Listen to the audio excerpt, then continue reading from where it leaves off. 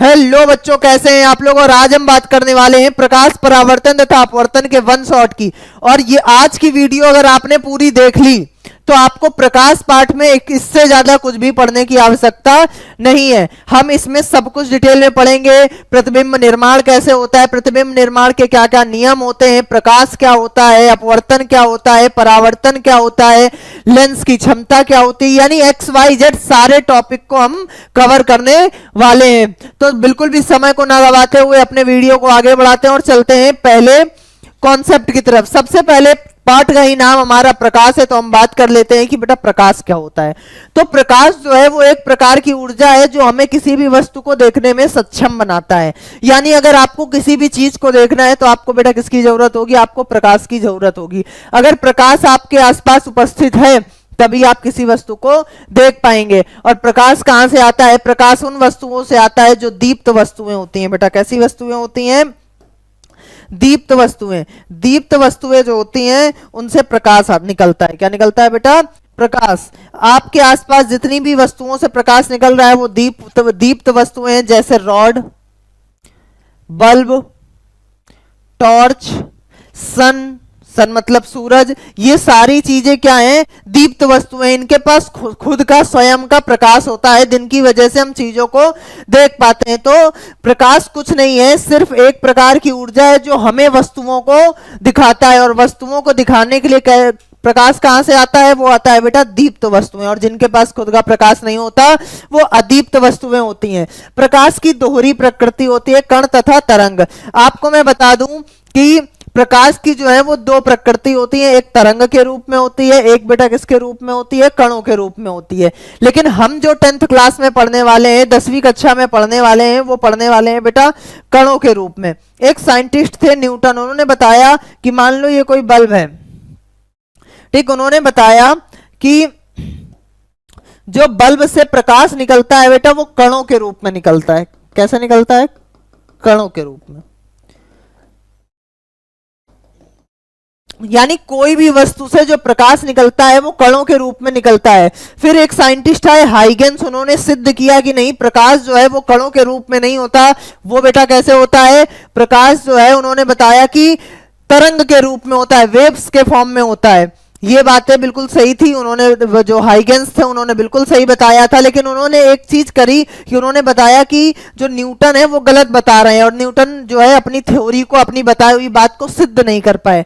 फिर लगभग 200 साल तक हम यही पढ़ते रहे। और फिर साइंटिस्ट आए जिनका नाम था आइंस्टाइन। क्या नाम था, आइंस्टाइन। उन्होंने अपनी फोटो इलेक्ट्रॉन थ्योरी दी। क्या दी बेटा, photoelectric theory, sorry photoelectron theory दी। फोटो इलेक्ट्रॉन थ्योरी के तहत उन्होंने बताया कि फोटो वर्ड जो है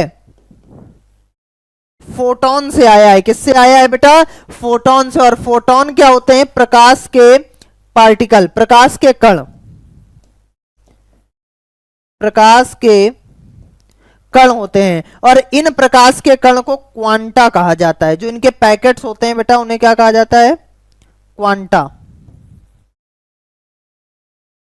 ठीक। तो प्रकाश के जो कण होते हैं उन्हें फोटोन कहा जाता है। क्या कहा जाता है बेटा, फोटोन। हिंदी में भी फोटोन ही कहा जाता है। और जो ये पैकेट्स होते हैं, छोटे छोटे एनर्जी के पैकेट्स होते हैं, इन्हें क्वांटा नाम दिया गया। क्या नाम दिया गया, क्वांटा। क्वांटा शब्द सबसे पहले एक साइंटिस्ट थे जिनका नाम था प्लांक। क्या नाम था बेटा, प्लांक।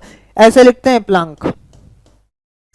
ये कहां से कबूतर है, प्लांक। प्लांक नामक साइंटिस्ट ने बताया कि जो प्रकाश है वो क्वांटा यानी एनर्जी के पैकेट्स के फॉर्म में होता है। प्रकाश एक प्रकार की ऊर्जा है जो हमारी आंखों में संवेदना पैदा करता है या संवेदन पैदा करता है। आप किसी भी चीज को देखे होंगे, प्रकाश आपके आंखों में पड़ता होगा तो आप क्या सबसे पहले प्रकाश की ओर आकर्षित हो जाते होंगे। जिधर प्रकाश होता है उधर देखने की कोशिश करते हैं। किसी अंधेरे कमरे में जाओ, जहां लाइट जल रही होगी सबसे पहले वही नजर पड़ती है, जहां छोटी सी लाइट आ रही होगी वही नजर पड़ती है। तो इसका मतलब है प्रकाश हमारे आंखों में संवेदना पैदा करता है। प्रकाश सदैव सीधी रेखा में चलता है। प्रकाश की जो मार्ग होता है वो सीधी रेखा में होता है। आपने ऑब्जर्व भी किया होगा, जो टॉर्च से लाइट निकलती है, मान लो ये कोई टॉर्च है, इसमें से लाइट निकल रही है, क्या निकल रही है? लाइट। तो ये अलग अलग दिशाओं में तो बेटा जा रही होगी, लेकिन ये जा कैसे रही होगी? बिल्कुल सीधे रास्ते से, यानी इनका जो रास्ता होगा नागिन की तरह के नहीं होता है, बिल्कुल कैसा होता है? सीधा रास्ता होता है। और निर्वात में प्रकाश का वेग, हमारा जो प्रकाश होता है सबसे अधिक उसका वेग जो होता है वायु में या निर्वात में होता है 3 × 10⁸ मीटर प्रति सेकंड होता है। तो मुझे लगता है इतनी बात प्रकाश के बारे में आप लोगों के लिए काफी है, इन्हीं से ही आपका काम चल जाएगा। चलो आगे, अब बात कर लेते हैं प्रकाश के अपवर्तन की। तो अगर परावर्तन की, अगर प्रकाश के परावर्तन की बेटा मैं बात करूं तो प्रकाश का परावर्तन क्या होता है? जब भी कोई प्रकाश की किरण किसी पॉलिश्ड, चमकदार और चिकनी सतह पर कोई प्रकाश की किरण पड़ती है, तो पड़ने के बाद वो जिस माध्यम से आई है, मान लीजिए अगर वो वायु के माध्यम से आई है, तो वो पड़ेगी और पड़ने के बाद वापस से वायु की तरफ चली जाएगी। कहां चली जाएगी? वायु की तरफ। क्यों? क्योंकि जो पॉलिश होने की वजह से ये ट्रांसपेरेंट नहीं है, पारदर्शी नहीं है, तो इसके आर पार नहीं दिखेगा। ये पड़ेगा और पड़ने के बाद जिस माध्यम से आया है उसी माध्यम में वापस चला जाएगा। इसी पूरी घटना को ही प्रकाश का परावर्तन कहते हैं। जो प्रकाश की किरण पड़ती है उसे बोलते हैं जो पड़ती है उसे बोलते हैं आपतित किरण। क्या बोलते हैं बेटा? आपतित किरण। हम पढ़ रहे हैं परावर्तन, तो पढ़ने के बाद जो किरण चली जाती है उसे बोलते हैं बेटा परावर्तित किरण। और उसके बाद देखो, हम सरफेस यानी सतह से एक प्रकाश की किरण खींच देते हैं 90 अंश पर, सतह से 90 अंश पर समकोण पर एक प्रकाश की किरण खींच देते हैं, जिसे हम लोग अभिलंब का नाम देते हैं बेटा। क्या नाम देते हैं? अभिलंब। और अभिलंब और आपतित किरण के बीच बनने वाला कोण जो होता है आपतन कोण होता है, और अभिलंब और परावर्तित किरण के साथ बनने वाला जो कोण होता है उसे परावर्तन कोण का नाम दिया जाता है। यहां लिखा है जब प्रकाश की किरणें किसी पॉलिश तथा चिकनी सतह पर पड़ती है तो वह धरातल से उसी माध्यम में वापस उछलती है, मतलब आ जाती है। तो इस परिघटना या घटना को ही हम प्रकाश का परावर्तन का नाम देते हैं। अब इसके कुछ नियम होते हैं। प्रकाश के परावर्तन के 2 नियम होते हैं। पहला नियम बेटा ये कहता है कि जो आपतित किरण है, परावर्तित किरण है और अभिलंब है, तीनों एक ही सतह के एक ही बिंदु पर स्थित होते हैं। देखो, एक ही सतह के एक ही बिंदु पर होते हैं। और ये सतह कौन सी है? ये सतह है बेटा ऊर्ध्वाधर या क्षैतिज सतह होती है। पूछ लेना कभी कि सर प्रकाश की किरण, किसी से भी पूछ लेना, ज्यादातर लोग गलत ही जवाब देते हैं कि प्रकाश की किरण कौन से सतह पर पड़ती है, ऊर्ध्वाधर या क्षैतिज, कौन सी सतह पर होती है, ऊर्ध्वाधर या क्षैतिज? तो वो ऊर्ध्वाधर सतह पर होती है, क्षैतिज सतह पर होती है। आपतन कोण तथा परावर्तन कोण एक दूसरे के सदैव बराबर होते हैं, यानी एंगल आई बराबर एंगल आर। इस धरती में कुछ भी हो जाए, आपतन कोण परावर्तन कोण के बराबर ही होगा। समझ गए? चलें आगे। अब बात कर लेते हैं दर्पण क्या होता है। दर्पण, देखो दर्पण, मैं सीधी बात बताऊं, दर्पण क्या है? जब किसी आप कांच की प्लेट को लेते हैं, मान लो कोई आपने कांच की प्लेट ले ली, अब इस कांच की प्लेट में अगर आपने पॉलिश कर दिया उसकी किसी भी सतह पर, चाहे आगे वाले में चाहे पीछे वाले में, सतह पर पॉलिश कर देते हैं, तो पॉलिश किसकी करते हैं? सिल्वर ऑक्साइड की कर सकते हैं, एल्यूमिनियम ऑक्साइड की कर सकते हैं। पॉलिश करने के बाद जो दूसरा वाला हिस्सा होता है जिसमें पॉलिश नहीं हुई है, वो अपने आप चमकदार हो जाता है, परावर्तक हो जाता है, और वो एक किसकी भांति कार्य करने लगता है? दर्पण की भांति। और जब आप यही काम किसी समतल प्लेट पर करते हैं तो समतल दर्पण बनता है। और यही काम अगर आप किसी गोली प्लेट में कर दें, कैसे कर दें बेटा?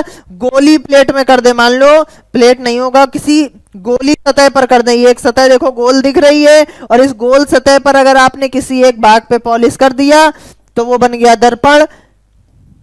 ये एक दूसरी सतह है, इसके आपने बाहरी वाले, यहां आंतरिक भाग में किया था, यहां बाहरी भाग में कर दिया, तो जब आप आंतरिक भाग में करते हैं तो बनता है बेटा उत्तल दर्पण। कैसा दर्पण?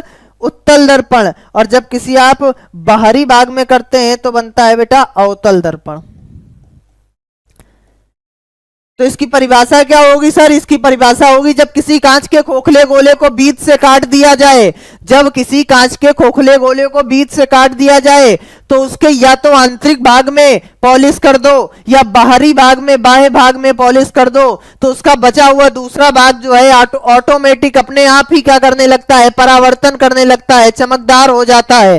तो इस घटना से जो दर्पण तैयार होता है वो गोली दर्पण कहलाता है। यदि आप उसके आंतरिक भाग में करते हैं पॉलिश तो वो बन जाता है उत्तल दर्पण, और बाह्य भाग में पॉलिश करते हैं तो वो बन जाता है अवतल दर्पण। समझ गए? तो दर्पण की परिभाषा में यहां तक मुझे नहीं लगता किसी को अब दिक्कत होनी चाहिए। बात कर लेते हैं प्रतिबिंब की। तो प्रतिबिंब बेटा दो प्रकार के होते हैं। कितने प्रकार के होते हैं? दो प्रकार के। अगर किसी को समस्या आ रही हो ना, आप वीडियो को ना आप नोट्स बनाइए। देखो नोट्स बनाओगे ना तो जितने अच्छे से नोट्स बने होंगे, आप जब लिखोगे, आपने खुद मेहनत करी होगी ना, तो आपका मन करेगा ऑटोमेटिक पढ़ने का। आपके अगर मैं कह रहा हूं एक दिन में 1000 शब्द लिखोगे, अगर तुम 1000 शब्द सुनने में ज्यादा है, 20 मिनट नहीं लगेंगे 1000 शब्द लिखने में। अगर दिन भर में 1000 शब्द लिखोगे तो कम से कम नहीं तो तुम्हें 300 शब्द तो याद रहेंगे। तो अगर ये पूरी नोट्स आज के तुम लिख डालोगे, जितनी बातें मैं बोल रहा हूं वो लिख डालोगे तुम, जो काम की हैं, सब बातें मत लिख लेना, तो जो काम की बातें हैं वो लिख डालोगे अगर, तो अगर मैं कह रहा हूं 2000 शब्द लिखे तो तुम्हें 500-700 शब्द तो याद होंगे, कुछ तो चलेगा दिमाग में।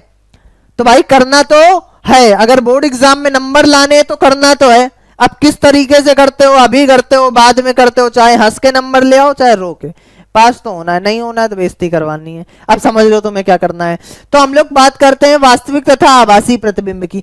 बहुत आसान परिभाषा है। जब कोई प्रकाश की किरण अपवर्तन तथा परावर्तन के बाद, जब भी कोई प्रकाश की किरण अपवर्तन तथा परावर्तन के बाद जिस बिंदु पर मिलती हुई प्रतीत होती है उसे हम बोलते हैं आभासी प्रतिबिंब, और जिस बिंदु पर वास्तविकता में मिलती है उसे बोलते हैं हम लोग वास्तविक प्रतिबिंब। एग्जाम्पल के लिए आप ले सकते हैं, एक कांच का शीशा ले लो और उस शीशे में क्या करो, एक साइड से लेजर लाइट जलाओ, टॉर्च जलाओ, उस पर प्रकाश की किरण पड़ेगी और पड़ने के बाद परावर्तित हो जाएगी। परावर्तित होकर के दीवार के किसी बिंदु पर पड़ करके एक प्रतिबिंब का निर्माण कर रही होगी, वो प्रतिबिंब कहलाता है वास्तविक प्रतिबिंब। और जो दर्पण के अंदर बन रहा होगा वो आभासी प्रतिबिंब। जैसे आप दर्पण के सामने खड़े हो जाइए तो आपका प्रतिबिंब जो बन रहा होगा वो आभासी है।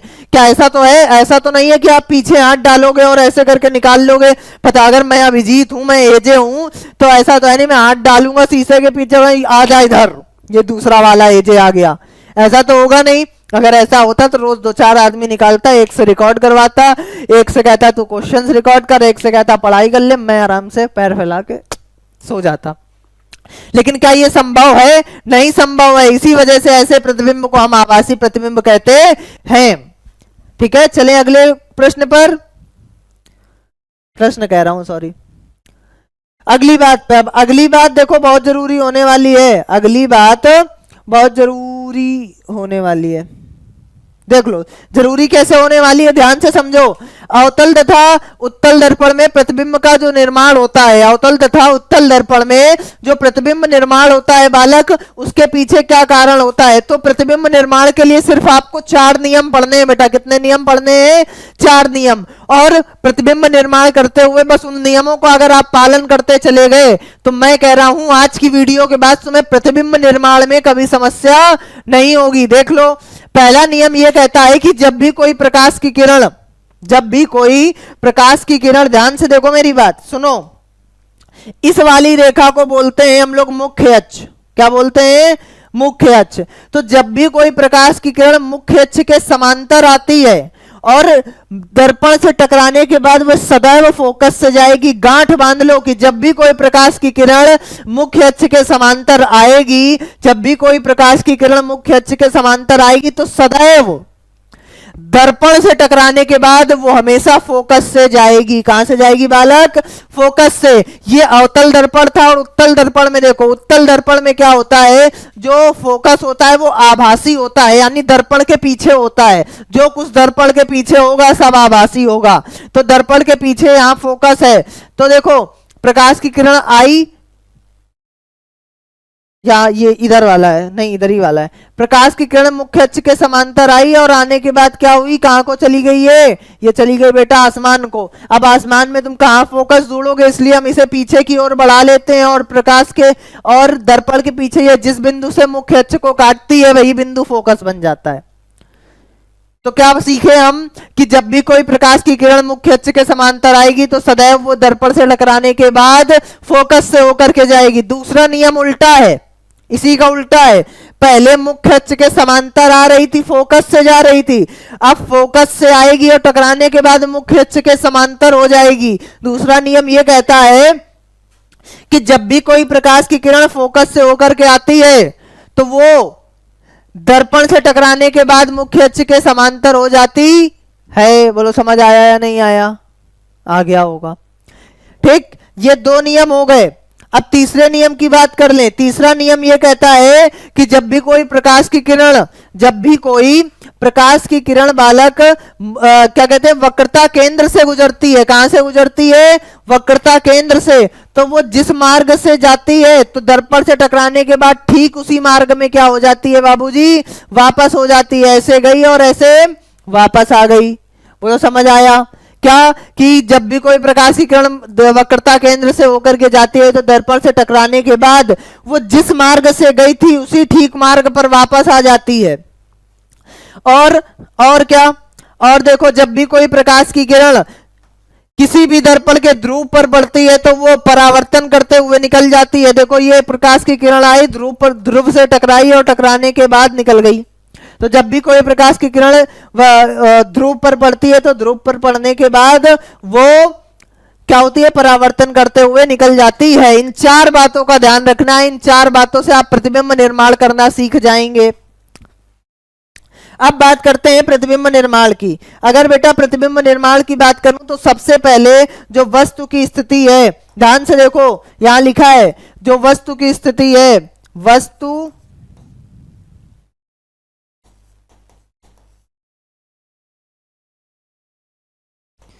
मैं यहां लिख रहा हूं, बाकी तुम लोग समझदार हो खुद से भी लिखोगे। वस्तु की स्थिति, वस्तु कहां है, देखो वस्तु जो है बेटा ये रहा सी, ये रहा एफ, ये रहा पी। वस्तु कहां है, ये है वस्तु सी और वो पी और एफ के बीच में। तो वस्तु की स्थिति क्या है, पी तथा एफ के मध्य। अब हमने नियम पढ़े थे, क्या पढ़े थे बाबूजी, नियम पढ़े थे ना। इस नियम के अनुसार जब वस्तु कहां पर है, जब वस्तु एफ और पी के मध्य है तो एक प्रकाश की किरण मुख्य अक्ष के समांतर जाएगी और कहां से चली जाएगी, फोकस से होकर के चली जाएगी। दो काम करने हैं। सबसे पहला काम है कि प्रतिबिंब बनाने के लिए दो काम। पहला काम कि प्रकाश की किरण पहली वाली मुख्य अक्ष के समांतर जाएगी और फोकस से गुजरेगी, ये पहला नियम। दूसरे में ऑप्शन है, दो कर लो, चाहे ध्रुव से भेज लो और चाहे वक्रता केंद्र से भेज लो। तो यहां पर देखो वक्रता केंद्र से भेजा गया है। तो जब कोई प्रकाश की किरण वक्रता केंद्र की ओर जाती है तो मिरर से टकराने के बाद वापस आ जाती है। अब ये दोनों एक दूसरे से कहां मिलेंगे हमें नहीं पता, इसलिए हम इसे पीछे की ओर बढ़ा लेते हैं और जहां ये एक दूसरे को काटते हैं वहीं पर ही हमारा क्या हो जाता है, प्रतिबिंब निर्माण हो जाता है। तो देखो प्रतिबिंब दर्पण के पीछे बन रहा है तो प्रतिबिंब की जो प्रकृति होगी वो क्या होगी, प्रतिबिंब की प्रकृति होगी आभासी। देखो आभासी है दर्पण के पीछे, सीधा। आभासी प्रतिबिंब हमेशा सीधा होता है, देखो ऊपर है सीधा और आकार में कैसा है बेटा, बड़ा है और दर्पण के पीछे है, दर्पण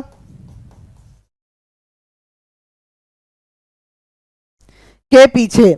अब अगले में देखो जो दूसरा है उसमें देखो वस्तु की स्थिति फोकस पर है। कहां पर है बेटा, वस्तु की स्थिति फोकस पर। तो जब वस्तु फोकस पर रखी होगी, कहां पर, फोकस पर, तो एक प्रकाश की किरण मुख्य अक्ष के समांतर जाएगी, फोकस से होकर के जाएगी। दूसरी कहां जाएगी, दूसरी जाएगी वक्रता केंद्र से।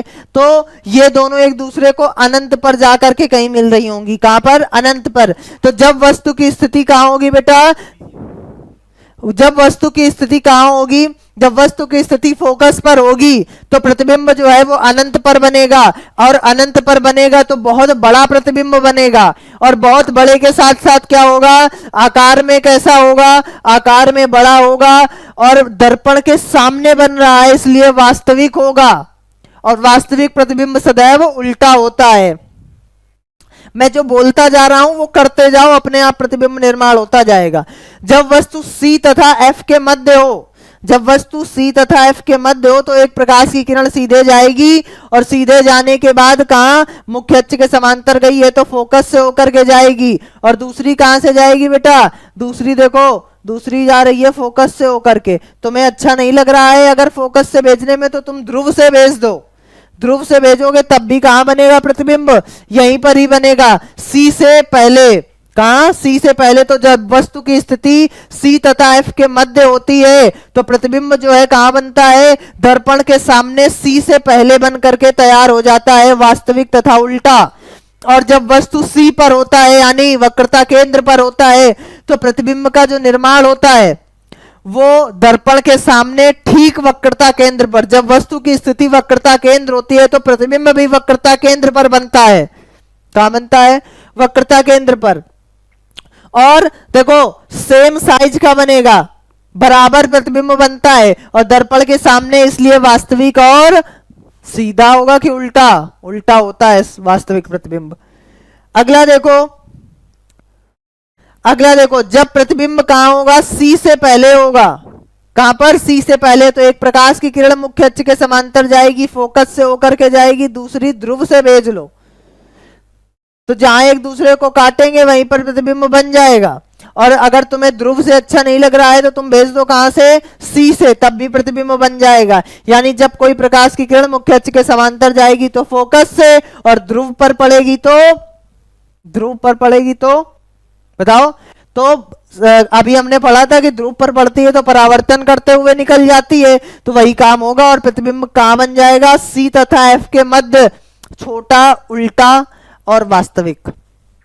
और जब वस्तु अनंत पर रखा होगा बेटा, कहां रखा होगा, अनंत पर, तो प्रतिबिंब फोकस पर बनेगा। अभी आपने पढ़ा जब वस्तु फोकस पे थी तो प्रतिबिंब अनंत पर बन रहा था, अब वस्तु अनंत पर है तो प्रतिबिंब कहां बनेगा, फोकस पर, और फोकस पर बनेगा तो बहुत छोटा बनेगा। कैसा बनेगा बेटा, बहुत छोटा, दर्पण के सामने है तो वास्तविक तथा उल्टा। समझ गए। तो ये 6 प्रतिबिंब निर्माण थे आपके अवतल दर्पण के लिए। अब बात करेंगे इनके एक टेबल की। ये देखो टेबल है, आपको प्रतिबिंब के लिए दिख रही होगी, कौन सा प्रतिबिंब कैसा होता है, आप इसे देख करके बढ़िया सुंदर सा स्क्रीनशॉट ले सकते हैं। अब बात कर लेते हैं उत्तल दर्पण में। उत्तल दर्पण में 2 तरह से प्रतिबिंब का निर्माण होता है। कितनी तरह से, 2 तरह से। इनमें जो 2 तरह से प्रतिबिंब का निर्माण होता है, पहले वस्तु अनंत पर होती है तो प्रतिबिंब फोकस पर बनता है, दूसरा वस्तु अनंत तथा दर्पण के ध्रुव के मध्य होगी, यानी कहीं पर भी XYZ हो सकती है दर्पण के सामने एक फिक्स डिस्टेंस पर। तो जो हमारा प्रतिबिंब बनता है वो सदैव दर्पण के पीछे बनता है, छोटा बनता है और आभासी बनता है। उत्तल दर्पण में 2 प्रतिबिंब बनेंगे, दोनों ही आभासी होंगे, दोनों ही छोटे होंगे, दोनों ही सीधे होंगे। ठीक है, क्योंकि ये हमेशा दर्पण के प्रतिबिंब वो दर्पण के पीछे बनता है। फिर अब हम लोग बात करने वाले हैं, अब हम लोग बात करेंगे सबसे जरूरी दर्पण के सूत्र की। अगर दर्पण के सूत्र की बात करूं तो दर्पण का सूत्र होता है 1/f बराबर 1/v plus 1/u। U V आप प्लस माइनस में आगे पीछे लिख लेंगे, कोई फर्क नहीं पड़ेगा। एफ फोकस दूरी होती है, यू जो होता है दर्पण से वस्तु की दूरी, और वी जो है दर्पण से प्रतिबिंब की दूरी होती है। रेखीय आवर्धन की बात करूं तो रेखीय आवर्धन देखो बेटा क्या होता है, रेखीय आवर्धन एक अनुपात होता है वस्तु की ऊंचाई तथा प्रतिबिंब की ऊंचाई, सॉरी प्रतिबिंब की ऊंचाई तथा वस्तु की ऊंचाई के अनुपात को ही रेखीय आवर्धन कहते हैं। क्या, प्रतिबिंब की ऊंचाई तथा वस्तु की ऊंचाई के अनुपात को रेखीय आवर्धन कहते हैं। इसका जो फॉर्मूला होता है वो होता है आवर्धन, रेखीय आवर्धन बराबर H' बराबर -V/u। यहां से आपके दर्पण की सारी कहानी खत्म हो गई है। अब हम लोग थोड़ा आगे बढ़ेंगे, तो जैसे ही आगे बढ़ेंगे वैसे ही प्रकाश के अपवर्तन की बात करनी पड़ेगी। प्रकाश के अपवर्तन की अगर मैं बात करूं तो प्रकाश का अपवर्तन क्या होता है, जब भी कोई प्रकाश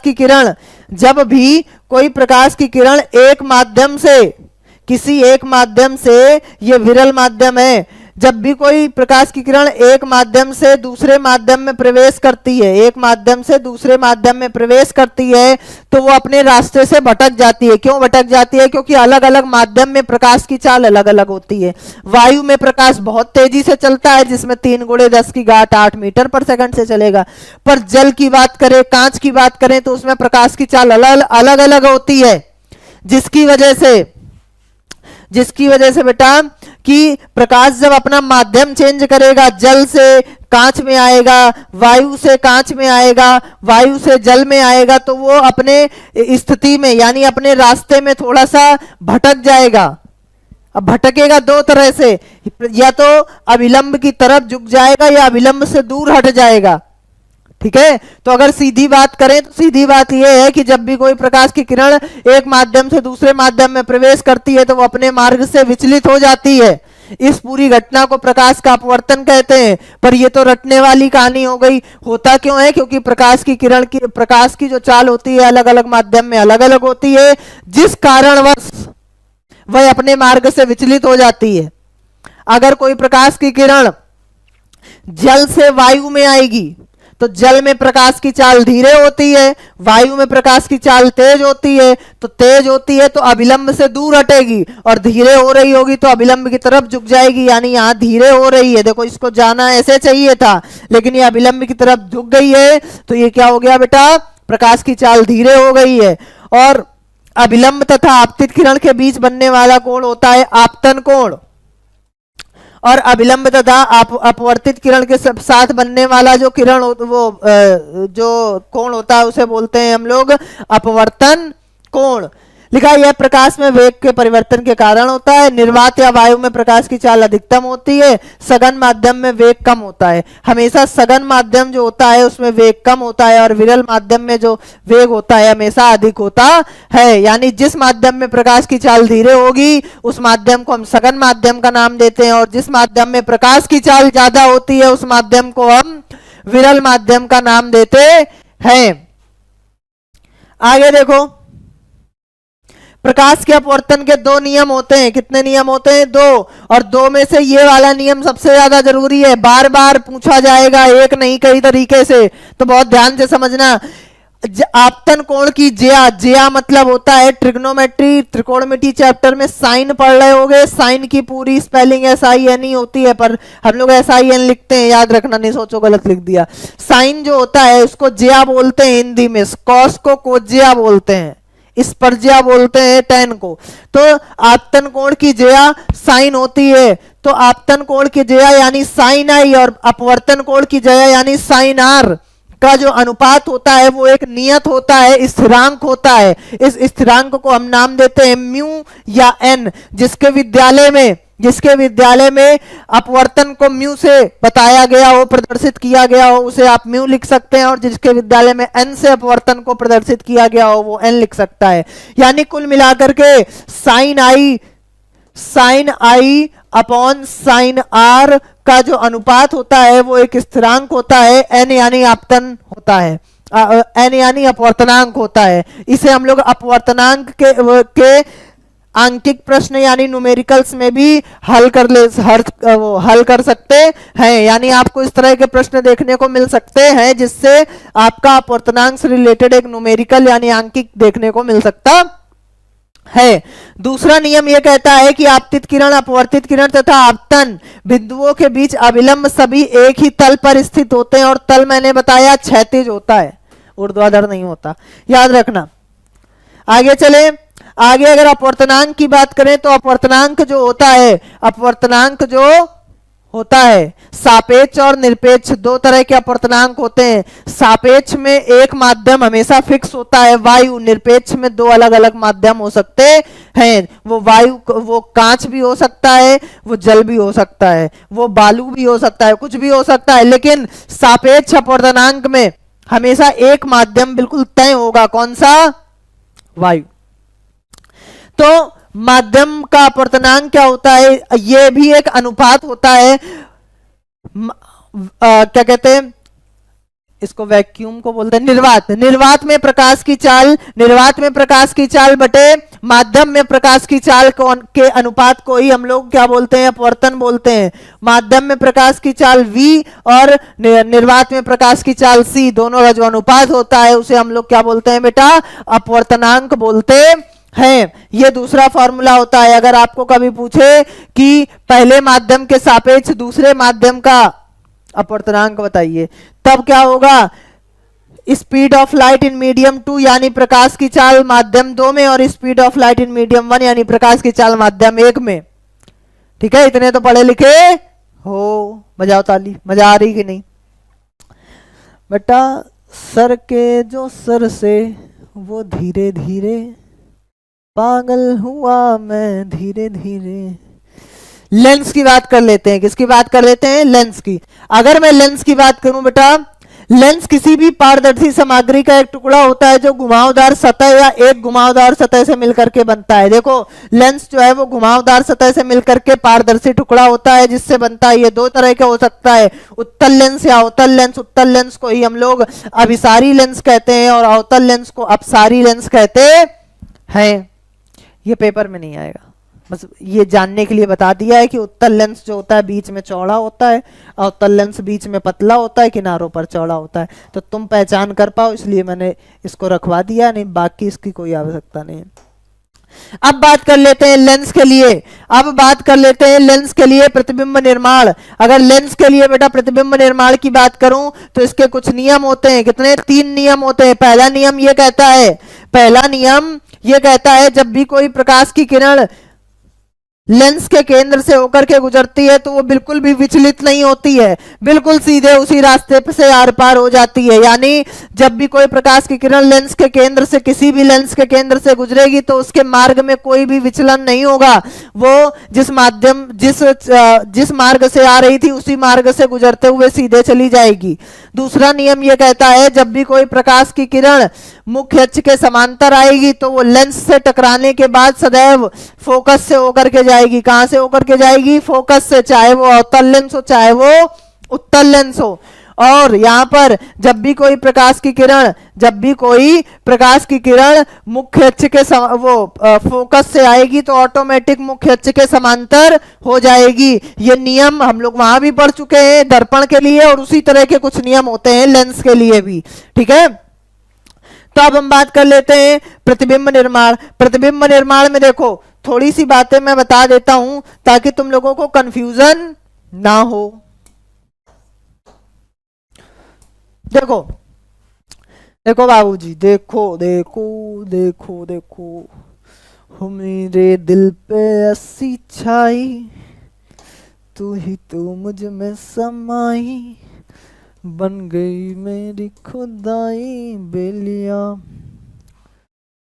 बेखुदी। है ना, जब तक मैं लिख रहा हूं तुम्हारा मनोरंजन होता रहेगा। गोलीय दर्पण। और बताओ क्या हाल है तुम लोगों के, पेपर वेपर से हो गए, बताओ। देखो गोलीय दर्पण 2 प्रकार के होते हैं। कितने प्रकार के, 2 प्रकार के। एक होता है बाबूजी अवतल दर्पण, दूसरा होता है उत्तल दर्पण। अवतल दर्पण में जो प्रतिबिंब निर्माण होता है, अवतल दर्पण में है, क्या हो गया, अवतल दर्पण में जो प्रतिबिंब निर्माण होता है वो कुल मिलाकर के 6 प्रकार से होता है और इसमें 2 प्रकार से होता है। इसमें जो 6 प्रतिबिंब बनते हैं, 5 जो बनते हैं वो बनते हैं वास्तविक, एक जो बनता है वो बनता है आभासी।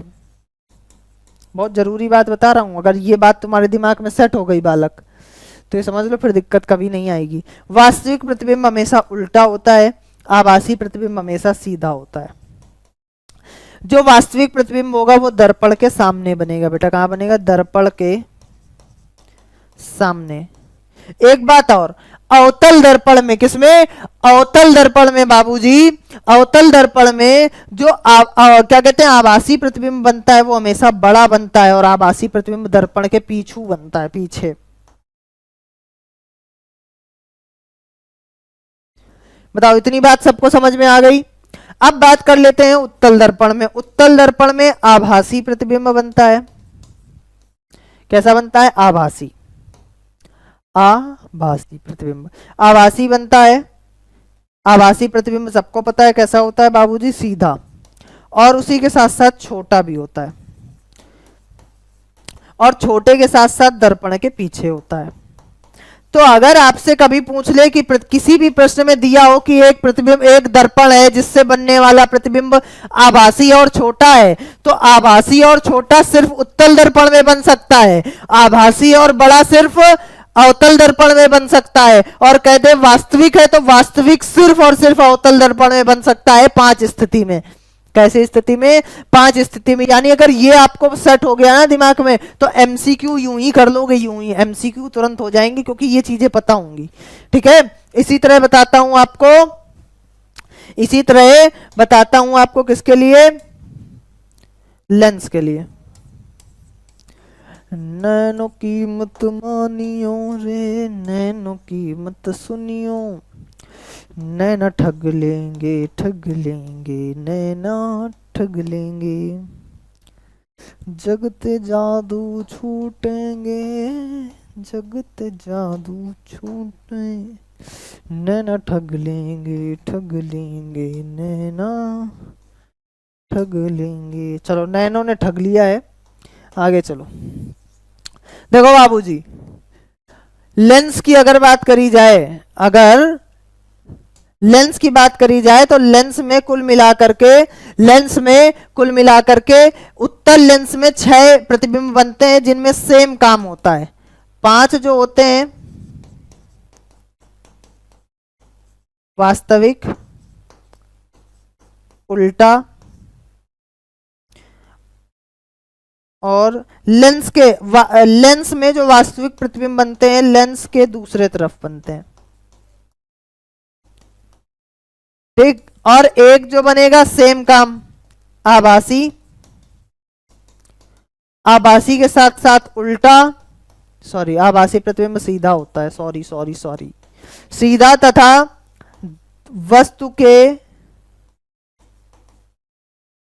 वस्तु की तरफ, जिधर वस्तु होगी उधर प्रतिबिंब बनेगा। अवतल में 2 बनते हैं, दोनों ही सेम काम, आभासी, सीधा तथा वस्तु की तरफ। और यहां जो प्रतिबिंब बनता है वो छोटा बनता है, यहां प्रतिबिंब जो बनता है बड़ा बनता है। यानी आपसे कभी पूछ ले कि प्रतिबिंब बड़ा है, कैसा है? बड़ा है, आभासी है, तो कौन सा उत्तल दर्पण होगा? छोटा। आभासी पूछेगा तो अवतल लेंस होगा, दर्पण नहीं होगा। और क्या कहते हैं, वास्तविक बन रहा है तो उत्तल लेंस होगा। तो अगर इतना आपको पता चल गया है तो आप जल्दी जल्दी कहानी को सरका लोगे। चलो आगे चलते हैं। देखो, सबसे पहले अगर वस्तु अनंत पर है, अगर वस्तु अनंत यानी इन्फिनाइट पर है, तो प्रतिबिंब कहां बनता है? फोकस पर बनता है। सारी प्रकाश की किरण अनंत से लेकर के आओ, दर्पण से टकराओ और फोकस पे इकट्ठा कर दो। ये लो बन गया दर्पण, वो बन गया क्या कहते हैं, प्रतिबिंब। और जब वस्तु 2f1 यानी C, जैसे लेंस में C होता था ना, यहाँ 2f1 होता है, इसे C1 नाम रख दो, इसे C2 नाम रख दो। ठीक है, 2 तरफ है, ये द्वि उत्तल लेंस है, ये एक उत्तल लेंस ऐसा होगा, 2 बना दोगे तो द्वि उत्तल लेंस। एक के लिए फोकस उधर होगा, दूसरे के लिए फोकस इधर होगा, इसलिए f1 2f1 और f2 2f2 नाम रखा गया है। तो वस्तु हमेशा उल्टे हाथ की तरफ होती है, तो वस्तु 2f1 के पहले है, तो प्रतिबिंब कहां बन रहा है? f2 और 2f2 के मध्य। कहां? f2 और 2f2 के मध्य। कैसे बन रहा है? एक प्रकाश की किरण मुख्य अक्ष के समांतर गई, फोकस से चली गई, दूसरी गई है ऑप्टिकल सेंटर यानी लेंस के केंद्र से। देखो बन रही है कि नहीं? तो याद रखना, जब भी कोई प्रकाश की किरण से आपको लेंस में प्रतिबिंब बनाना हो, तो एक प्रकाश की किरण मुख्य अक्ष के समांतर जो फोकस से होकर के जाएगी, और दूसरी ऑप्टिकल सेंटर यानी लेंस के केंद्र से होकर के जाएगी, और वहां जहां एक दूसरे को काटेंगे वहीं पर ये प्रतिबिंब बना करके तैयार हो जाएंगे। आगे देखो, जब वस्तु 2f1 यानी C1 पर होगा तो वहां क्या होता था दर्पण में, जब वस्तु C यानी वक्रता केंद्र पर थी तो प्रतिबिंब भी वक्रता केंद्र पर बनता था। तो यहाँ C1 पर है तो प्रतिबिंब C2 पर बनेगा। कहां बनेगा? C2 पर। सेम समान आकार का बनेगा। अगर दर्पण के दूसरी तरफ बन रहा है, सॉरी, अगर क्या कहते हैं लेंस के दूसरी तरफ बन रहा है तो वास्तविक होगा। अगर लेंस के दूसरी तरफ बन रहा है तो वास्तविक होगा, और अगर लेंस के सेम तरफ बन रहा है तो जानते हो क्या होगा? तो होगा आभासी प्रतिबिंब। आगे देखो, अगर प्रतिबिंब 2f1 और f1, अगर वस्तु 2f1 और f1 के मध्य रखी हुई है तो जब भी कोई प्रकाश की किरण मुख्य अक्ष के समांतर जाएगी तो हमेशा फोकस से होकर के जाएगी, और वक्रता केंद्र अगर लेंस के केंद्र से होकर के जाएगी तो कहां जाएगी बेटा? तो यहां जाएगी। तो बिल्कुल बिना विचलित हुए सीधे चली जाएगी, और जहां एक दूसरे को काटेगी वहीं पर प्रतिबिंब बन जाएगा। और प्रतिबिंब आप देख पा रहे होगे बड़ा बन रहा है, दूसरी तरफ बन रहा है इसलिए वास्तविक है, वास्तविक है इसलिए उल्टा भी बन रहा है। ठीक, आगे देखो, जब वस्तु F1 पर होगी, दर्पण में भी क्या होता था, वस्तु फोकस पर होती थी तो अनंत पर बनता था, यहां पर भी अनंत पर बन रहा है। देखो कहीं मिल रही प्रकाश की किरण नहीं, और अनंत पर बन रहा है तो वास्तविक बनेगा और उल्टा बनेगा, आकार में बहुत बड़ा होगा। यहां पर क्या हो रहा है, वस्तु F और O के बीच में है, जहां वहां पर वस्तु F और P के बीच में है। मेरे बोलने से समझ नहीं आएगा, दर्पण के लिए खोल के देखो, अवतल दर्पण के लिए जो मैं बोल रहा हूं क्या वो मैच कर रहा है? F1 और O के बीच में, या वहां पर दर्पण में होता था F और P के मध्य, तब कहां बनता था? तब दर्पण के दूसरी तरफ बनता था, लेकिन दर्पण के दूसरी तरफ आभासी होता था, यहां लेंस के ही तरफ आभासी होगा। तो देखो यहां पीछे की ओर बन रहा है, यहां कहां मिलेंगे पता नहीं, इसलिए पीछे की ओर बढ़ा लिया और प्रतिबिंब निर्माण हो गया। ठीक है, आगे देखो, अवतल दर्पण में दो तरह से प्रतिबिंब निर्माण होता है। जब वस्तु अवतल लेंस में जब वस्तु कहां रखी हो, अनंत पर, तो फोकस पर प्रतिबिंब बनता है, और जब वस्तु लेंस के सामने हो तो उसी तरफ बनता है, बहुत छोटा प्रतिबिंब बनता है। देखो दिख रहा होगा, एक प्रकाश की किरण मुख्य अक्ष के समांतर आई, ये अब अपसरित हो गई, इसको पीछे की ओर बढ़ाया तो फोकस से होकर के गई, दूसरी वक्रता दूसरी लेंस के केंद्र से होकर के गई, और जहां एक दूसरे को काट रही है वहीं पर ये एक प्रतिबिंब निर्माण हो रहा है। समझ गए? अब आगे देखो, अब बात कर लो लेंस के सूत्र की। तो लेंस का सूत्र होता है 1/f बराबर 1/v minus 1/u। u v f देख लो, ध्रुव नहीं होगा, यहां ध्रुव नहीं होगा, ये ध्रुव की जगह यहां करो, ध्रुव की जगह यहां पर करो लेंस के केंद्र से छवि यानी प्रतिबिंब, वस्तु यानी वस्तु की दूरी को बोलते हैं, और f जो है वो फोकस दूरी होती है। और आवर्धन, सेम काम, आवर्धन प्रतिबिंब की ऊंचाई तथा वस्तु की ऊंचाई के अनुपात को आवर्धन कहा जाता है। लेंस के लिए आवर्धन का जो सूत्र होता है वो h' बराबर v/u होता है। और अब चैप्टर का सबसे आखिरी टॉपिक, लेंस की क्षमता। अगर लेंस की क्षमता की बेटा बात करूं तो लेंस की क्षमता क्या होती है? जब भी कोई प्रकाश की किरण किसी भी लेंस से जितना ज्यादा अभिसरित या अपसरित हो जाती है, जब भी कोई प्रकाश की किरण किसी भी लेंस से जितनी ज्यादा अभिसरित या अपसरित हो जाती है, इसी को ही हम लोग बोलते हैं क्या? लेंस की क्षमता। लेकिन लिखने के लिए हम लिखते हैं कि मुख्य अक्ष के मुख्य फोकस के व्युत्क्रम को लेंस की क्षमता कहते हैं। लेकिन अगर आप बहुत अच्छी परिभाषा लिखना चाहते हैं या किसी को समझाना चाहते हैं तो आप क्या लिखेंगे, क्या बताएंगे कि सर किसी भी लेंस से जब भी कोई प्रकाश की किरण जितनी ज्यादा अभिसरित हो या अपसरित हो वही उसकी लेंस की क्षमता होती है। इसको हम लोग P से रिप्रेजेंट करते हैं यानी प्रदर्शित करते हैं, और इसका जो SI यूनिट होता है, क्या होता है? SI यूनिट यानी SI मात्रक जो होता है वो डायोप्टर, हिंदी में डायोप्टर होता है।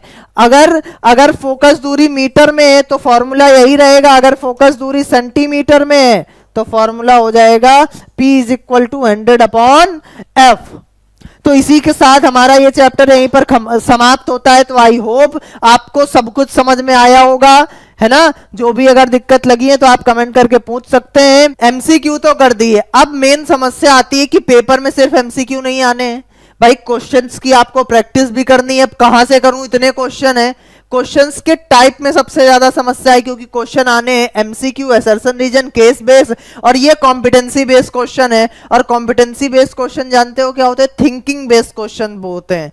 तो अगर सोचने समझने की क्षमता आपकी अगर बहुत अच्छी है, और वो होगी कैसे, जब क्वेश्चंस प्रैक्टिस करोगे।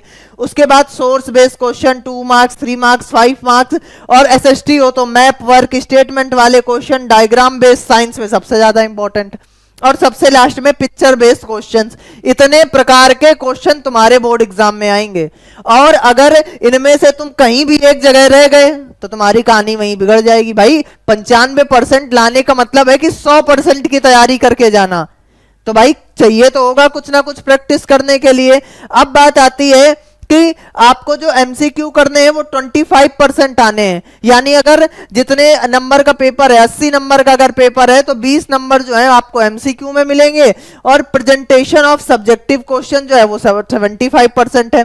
प्रेजेंटेशन क्या है सर, प्रेजेंटेशन है लिखने का तरीका। जैसे मैंने बहुत बच्चों को बताया है कि बेटा परोसने का तरीका जितना अच्छा होगा, एक थाली में खाना ले लो, उसी में दाल डाल लो, चावल डाल लो, सब्जी डाल लो, रोटी भी उसी में तोड़ के डाल के और मिला के ऐसे जानवरों के तरीके खाओ, या किसी को दे दो तो वो खाने में ज्यादा अच्छा लगेगा। या बहुत साधारण खाना हो लेकिन कटोरी में बहुत सभ्यता से रखा हो, वो खाने का आपका मन करेगा।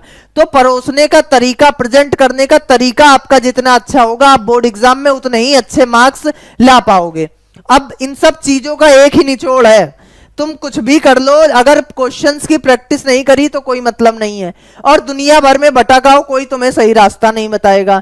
मैं आपको बता रहा हूं कि जो केल्विन का क्वेश्चन बैंक है, चाहे वो हिंदी मीडियम में हो बेटा, चाहे वो इंग्लिश मीडियम में हो, दोनों ही मीडियम के जो क्वेश्चन बैंक है वो आपके लिए बहुत ज्यादा इंपॉर्टेंट है। इसमें बहुत सारे क्वेश्चन है और इसमें हम लोग एडिशनल चीजें भी ऐड कर रहे हैं। इसमें हम हर सब्जेक्ट के 200 क्वेश्चन ऐड कर रहे हैं, जिससे आपको अगर वो 200 क्वेश्चन कर लिए तो आपका काम बन जाएगा।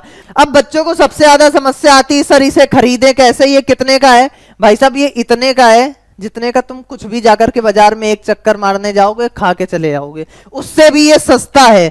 तो अगर आप इसे परचेज करना चाहते हैं तो डिस्क्रिप्शन पर इसकी परचेज लिंक दी है, या केल्विन लाइव ऐप पर आप डायरेक्ट विजिट करके क्या कर सकते हैं, इसे परचेज कर सकते हैं। तो goodbye all of you, मिलता हूं आप सभी लोगों को नेक्स्ट काम की वीडियो में। और एक बात बेटा हमेशा याद रखना, पिछले साल चाहे तुम्हारे सीनियर्स हो, उन सभी को पता है कि बोर्ड एग्जाम में केल्विन जो कराता है वही हर साल आता है।